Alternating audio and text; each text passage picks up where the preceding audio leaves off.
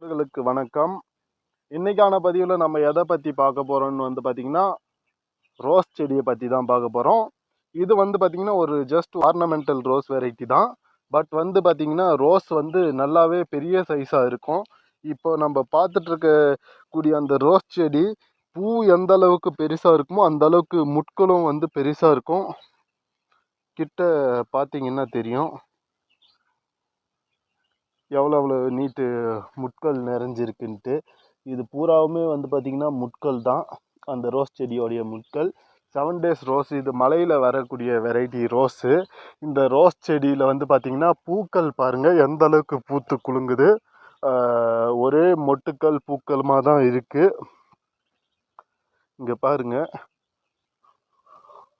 Starting இப்படி அப்படியே step by ஸ்டெப்பாக பார்த்தீங்கன்னா உங்களுக்கு ஃப்ளவரிங் மாறுது பாருங்க.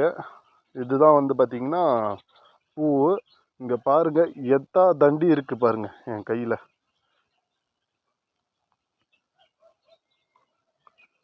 இந்த ரோஸ் குச்சியோடைய பதியன்கள் எல்லாம் நான் போட்டு வச்சிருக்கேன். விரைவில் நான் சேல் போஸ்ட் போடலான்ட்டு இருக்கேன் நம்ம சேனல்ல. நான் நாற்றுக்கள் ரெடியான பிறகு சொல்கிறேன். உங்களுக்கு யாருக்காச்சும் தேவைப்பட்டுச்சுன்னா நம்ம நம்பர் 6379315144. இந்த ரோஸ் குச்சி பாருங்க எவ்வளோ அருமையாக கீழேருந்து ஒரு கிளையாக இங்கே எத்தனை கிளையாக பிரிஞ்சிருக்கு பாருங்க. பிரிஞ்சு ஒரு கிளைக்குமே பூக்களாக இருக்குது.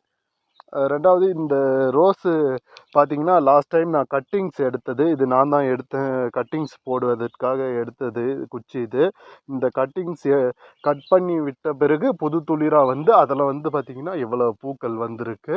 நீங்களும் யாருன்னா ரோஸ் செடி வளர்த்தீங்கன்னா ஒரு டைமும் பூ முடிஞ்சதுக்கு அப்புறமா அந்த கிளையை ப்ரூன் பண்ணி விடுங்க. ப்ரூன் பண்ணி விட்டு அதுக்கு ஏதாச்சும் ஃபெர்டிலைசர் கொடுங்க. முக்கியமாக இந்த ரோஸ் செடிக்கு சாயில் அசிடிக்காக இருக்கணும். அதுக்கு பார்த்தீங்கன்னாக்கா நீங்கள் முட்டை அமிலம் கொடுக்கலாம் மண்ணுக்கு. அதர்வைஸ் பார்த்தீங்கன்னாக்கா டீ இலை தூள், காஃபி தூள் இது வச்சிங்கனாலும் நல்லா வரும். இது மொட்டாக இருக்கிற ஸ்டேஜ் பாருங்கள் எப்படி இருக்குன்ட்டு. இதுதான் இந்த 7 days ரோஸ். இந்த செடியில் என்றைக்குமே காய்களோடு தான் இருக்கும்.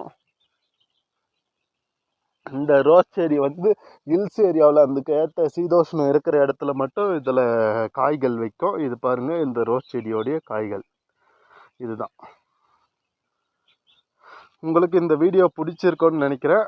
உங்களுக்கு இந்த வீடியோ பிடிச்சிருந்தா லைக் பண்ணுங்கள். அப்படியே நம்ம சேனலை மறக்காமல் சப்ஸ்கிரைப் பண்ணுங்கள்.